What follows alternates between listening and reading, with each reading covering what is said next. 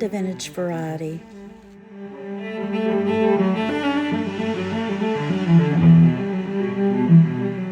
I have a very small jewelry haul to show you guys this week. I don't know about the area that you live in, but in my area, the larger thrift stores no longer carry jewelry. Instead, they sell it online.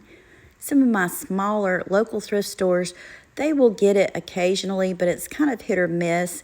Vintage jewelry is getting harder and harder to find, as you probably already know. But I'm going to show you what I found this week, and I'm also going to show you guys what I'm working on for an upcoming video, and I'm going to ask your opinion, and I'll also give you a small life update. I wanted to show these two necklaces first.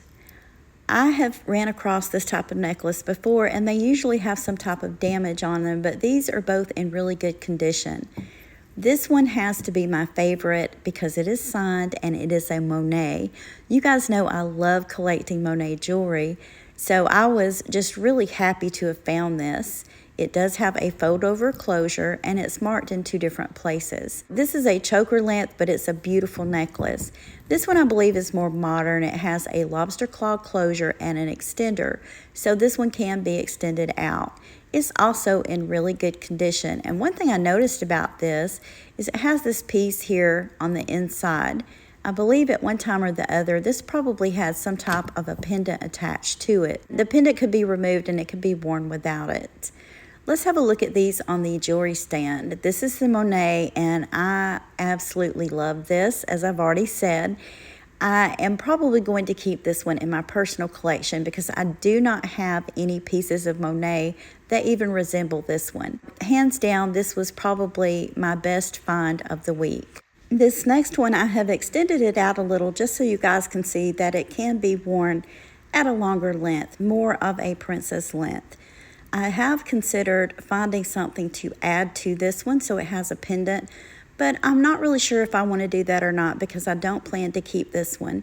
You guys let me know what you think in the comments.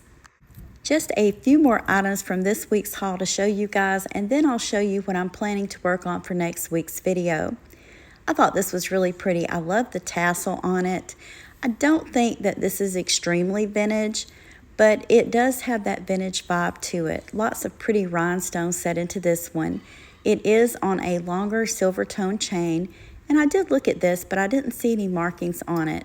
The great thing about this one is that it's still in really good condition and it's not missing any stones. It is a somewhat longer necklace, so I have doubled it up on the necklace stand just so you guys can get a better look at it. I love the tassel at the bottom of it, and I know Dana from over at Killer Queen Antiques had said that she loves tassels also. I agree with her. I feel like you can't go wrong with a tasseled piece of jewelry. I also ran across a couple of rings this week, so I went ahead and picked them up. These are going to be more modern pieces of costume jewelry, but they're both in pretty good condition. This one, I kind of like the design of it. It would fit about a size 7 finger, and all of the settings in it are present. Then I have this one. This is a very cute, dainty little ring. I did check the inside to see if it had any markings in it, but I'm not seeing anything. So it is most likely just costume. It would make a cute pinky ring, or maybe even a midi ring worn at the top of the finger. So those weren't too bad. And then I also picked up this necklace. Give you guys a look at it. This is by Premier Designs.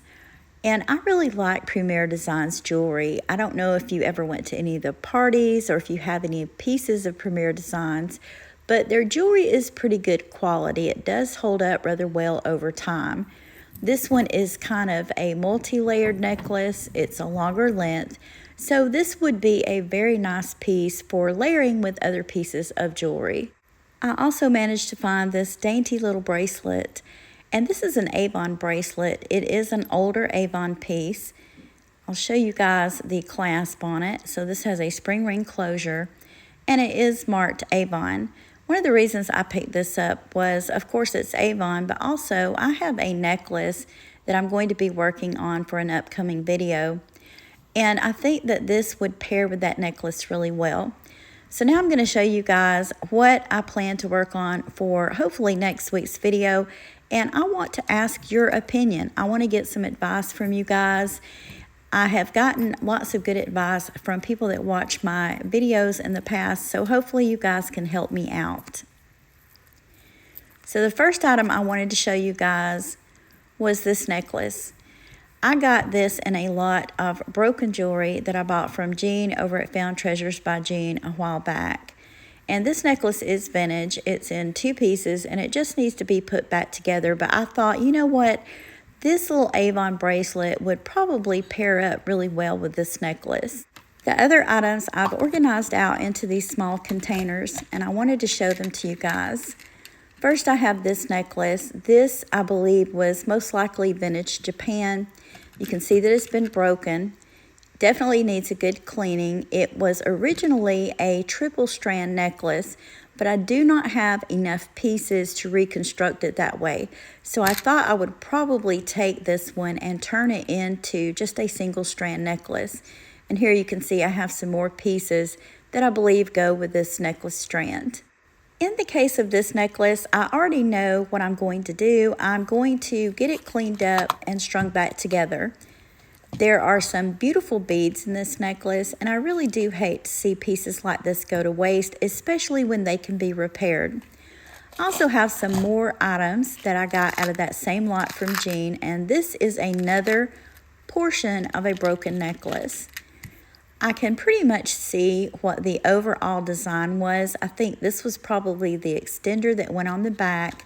And then I have a kind of a small piece here that is still on its original stringing material. So I think I'm going to attempt to string all of this back up. I do believe there may very well be enough beads in order to do that. But you guys let me know what you think. If there's not enough beads, I may add just some clear beads to it. Then I have these pieces, and I really don't think that they were part of the same necklace, but they were just small pieces, so I put them all together in this container thinking that, hey, maybe I can create a necklace out of them. The beads that you see here, these are kind of like gold tone, and they have very teeny tiny spacers between them. And then, of course, I have the very dark blue cobalt beads. There's not enough here for a necklace. I do have these beads. They're kind of a light matte blue with some tiny blue spacers in the center. So what do you think? Do you think if I combined all of these pieces that it would make a pretty decent looking necklace? Or is there just too much of a difference in the shades of blue? Just a few more ideas I wanted to share with you guys and get an opinion on. I have a kind of a pile here of a necklace that's been broken. And then I have this necklace. This is more modern costume jewelry. I thrifted this a while back, mainly because I thought the butterflies were cute. But I did have a thought to take these pieces of a broken necklace and take the butterfly necklace apart and turn these into individual necklaces with butterfly pendants. Not so sure how that would look.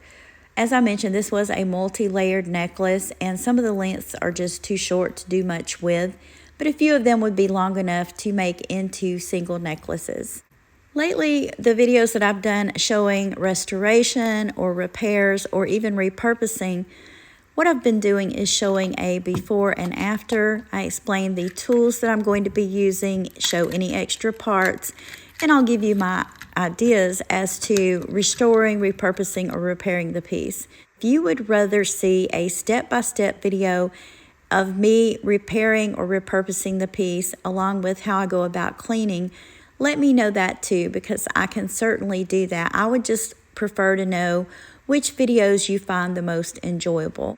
Last of all, I wanted to share this necklace with you guys. I thrifted this necklace a while back and I did do a video on it.